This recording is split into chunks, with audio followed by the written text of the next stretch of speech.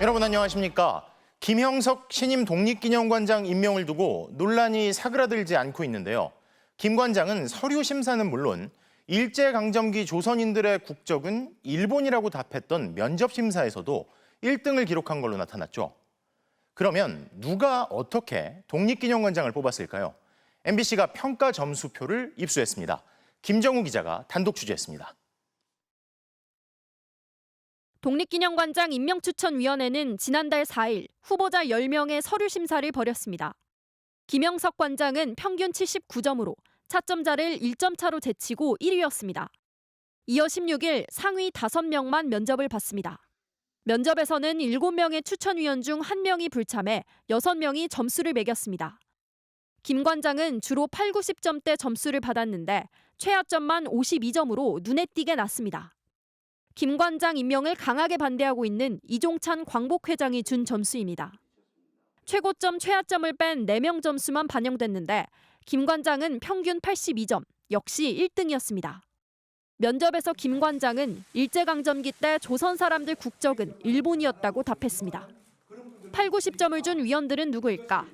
광복회장 외에 보훈부 국장과 보훈부 소속인 독립기념관 관부, 보훈부 장관이 임명한 오영섭 전 연세대 이승만 연구소 연구교수, 바른미래당 후보 경력의 사회복지학 교수, 독립기념관 이사들이 추천한 경영학과 교수, 미술대학원 교수 등이었습니다. 학자들 전공은 모두 역사와 상관없습니다. 평가 관련해서 비정상적인 부분들이 확인이 되고 있습니다. 문제가 없는지에 대해서 검증을 해나가도록 하겠습니다. 심사위원 배척 기준도 논란입니다. 후보 중 1명인 김진 광복회 부회장 심사에선 이종찬 광복회장을 배제했지만 김형석 관장이 이사장을 맡았던 재단의 부설 연구소장이었던 오영섭 전 교수는 김 관장 심사에 그대로 참여한 겁니다. 같은 독립운동 했던 그런 전력에 있는 분으로 아는 사람 정도는 다 기피하라고 그러면 이게 불공정한 거 아니에요?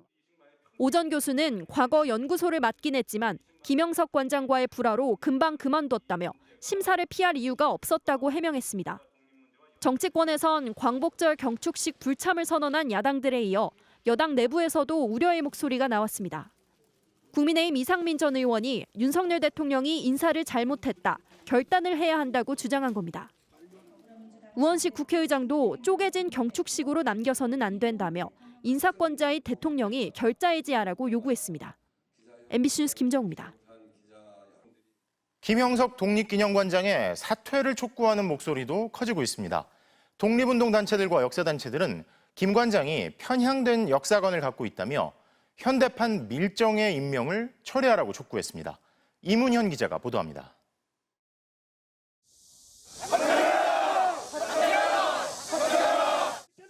독립운동가 후손과 유족들로 구성된 광복회는 오늘 용산 대통령실 앞에서 집회를 열고 김형석 독립기념관장의 사퇴를 촉구했습니다.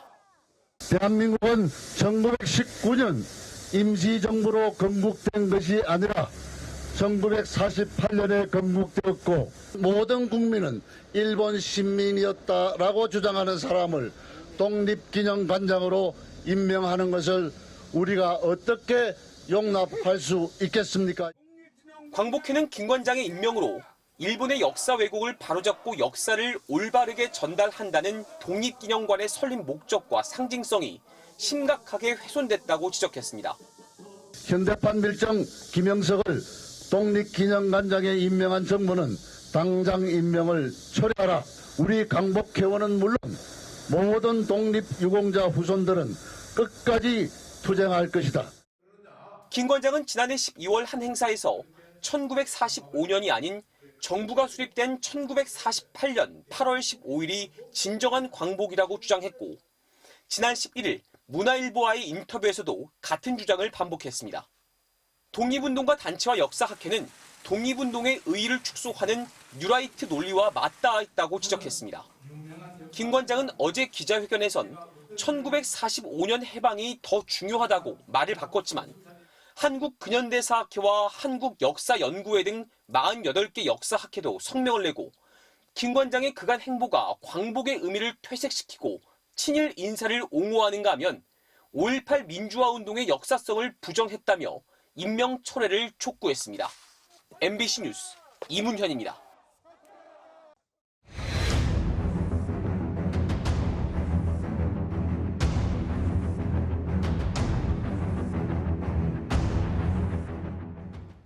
자, 그런데 의심스러운 역사관 논란이 이제는 급기야 독도로까지 번지는 걸까요? 우리 해군은 매년 2차례씩 독도 방어를 위한 정예 훈련을 실시해 왔는데 MBC 취재 결과 해군이 올해는 어찌 된 일인지 아직까지 훈련은 고사하고 훈련 계획조차 세우지 않고 있다는 사실이 확인됐습니다. 수십 년 동안 계속되어온 독도 방어 훈련에 대체 무슨 일이 생긴 건지 이덕영 기자가 단독 취재했습니다. 지난 2019년 8월 실시된 동해 영토 수호 훈련입니다. 독도 방어 훈련에서 이름을 바꿔 수상함 16척, 항공기 11대의 특전사와 해병대가 참가했습니다. 해군은 독도 방어를 위한 동해 영토 수호 훈련을 1986년부터 매년 2차례 실시해 왔습니다. 일본이 이제 해군력이 강하기 때문에 갑자기 독도를 점령해버리면은 대안이 없는 거예요. 만약에 독도를 점령하면은 이렇게 우리가 하겠다 이런 의지를 보여주는 것이죠. 그런데 올해는 8월 중순이 다 됐는데도 훈련은 고사하고 계획조차 없는 걸로 확인됐습니다. 해군은 훈련 시점도 정해지지 않았고 계획이 나온 것도 없다고 시인했습니다. 지난 2012년 이후 독도 방어 훈련이 8월이 지나 실시된 사례는 단 2차례뿐이었습니다. 지난 2012년엔 이명박 대통령의 독도 방문 직후인 9월에, 2019년엔 일본의 수출 규제를 통한 경제보복 직후인 8월에 실시됐습니다. 이런 극히 이례적인 경우를 제외하면 지난 2012년 이후엔 대부분 상반기엔 6월, 하반기엔 12월에 훈련했습니다. 그러나 올해엔 통상 독도 방어 훈련이 치러지던 지난 6월, 한미 해군과 일본 자위대는 제주 남쪽 해상에서 연합훈련을 실시했습니다. 윤석열 정부 동해 영토 수호 훈련은 그동안 4차례 전부 비공개로 진행됐습니다. 그나마 기상불량 탓에 함정과 항공기 등 일부 전력이 매번 훈련에서 제외됐고 정상적으로 실시된 건 지난해 12월 단 한 번이었습니다. 이때조차 적의 독도 상륙에 대비하는 훈련을 해야 할 해병대와 특수전부대는 불참했습니다. 사실상 훈련이 비밀리에 진행되면서 훈련 여부도 국회가 자료 제출을 요구해야 겨우 알 수 있게 됐습니다. 정부가 일본의 눈치를 보느라 동해 영토 수호 훈련을 미루는 것은 안보와 주권을 스스로 포기하는 행위입니다. 다음 주부터 UFS 연습이 시작되는 걸 감안하면 이달 안에 훈련하는 건 불가능해 보입니다. 해군은 훈련 지침에 따라 참가 전력, 부대 운영, 기상 등을 고려해서 정상적으로 시행할 예정이라고만 설명했습니다. MBC 뉴스 이덕영입니다. 그런데 이번 정부의 독도 관련 정책이 의심스럽다는 신호는 이것뿐만이 아닙니다. 윤석열 정부 들어서는 일본의 독도 영유권 주장을 마치 인정하는 듯 보이는 일이 유독 여러 번 있었는데요. 이에 대한 해명은 오해와 실수라는 입장뿐입니다. 이혜인 기자가 보도합니다.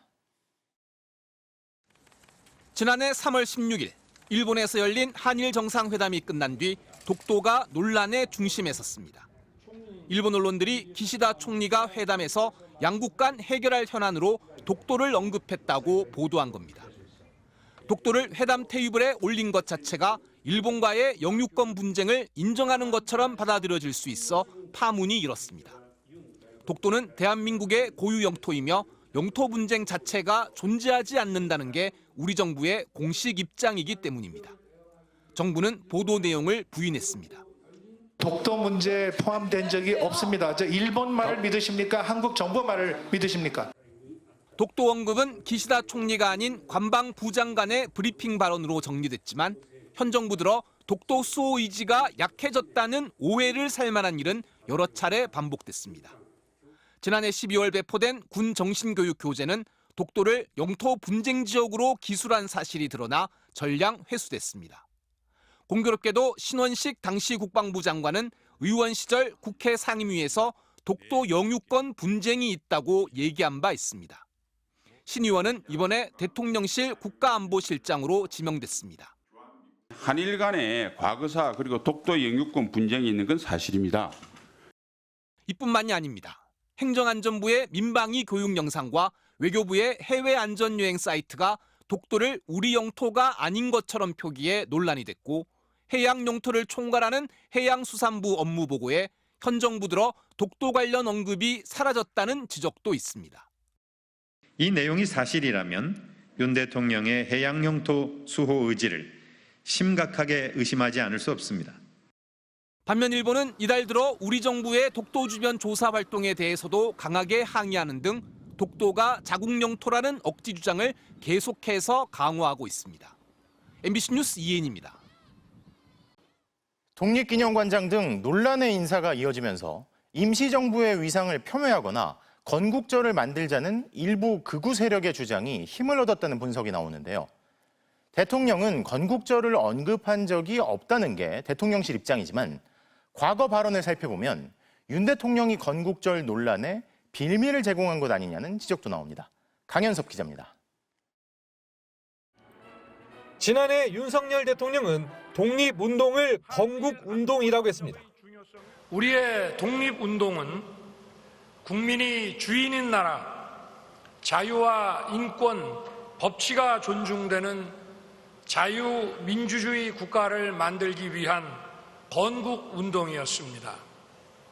건국절 논란을 의식한 듯 독립운동 전체에 의미를 부여하긴 했지만 1948년 정부 수립을 건국으로 보는 뉴라이트 주장을 버리지 않자 이종찬 광복회장이 일침을 가하게 됐습니다. 흥망은 있어도 민족의 역사는 끊기지 않았습니다. 정부는 일시 없어도 나라는 있었습니다. 석 달 뒤 건국운동이란 표현은 이승만 전 대통령의 독립운동으로 구체화됩니다. 윤 대통령은 기념관 건립에 500만 원을 기부하며 이 전 대통령의 독립운동은 자유민주주의 국가를 만들기 위한 건국운동이었다고 했습니다. 독립운동을 이승만의 건국을 위한 준비운동으로 규정하는 극우 세력의 주장과 궤를 같이 하는 논리입니다. 지난 3.1절 기념사에서 모든 독립운동의 재평가를 언급하더니 이 모든 독립운동의 가치가 합당한 평가를 받아야 하고 지난달에는 이승만 전 대통령을 건국 대통령으로 평가했습니다. 광복 이후 격변과 혼란 속에서도 이승만 대통령께서는 이 땅에 자유의 가치를 심고 자유 대한민국을 건국하셨습니다. 뉴라이트 같은 극우 세력들은 광복절 대신 남한 정부가 출범한 1948년 8월 15일을 건국절로 제정해 기념하자고 주장합니다. 그리고 초대 대통령인 이승만 전 대통령을 건국의 아버지, 국부라고 칭합니다. 3.1운동과 4.19 정신을 계승한다는 우리 헌법에 정면 위배되는 주장들입니다. 건국절을 말한 적이 없다지만 이승만 전 대통령을 건국 대통령으로 부른다면 결국 뉴라이트의 건국절 논리에 힘을 실어준 거 아니냐는 의심과 지적이 그래서 제기되는 겁니다. MBC 뉴스 강현서입니다.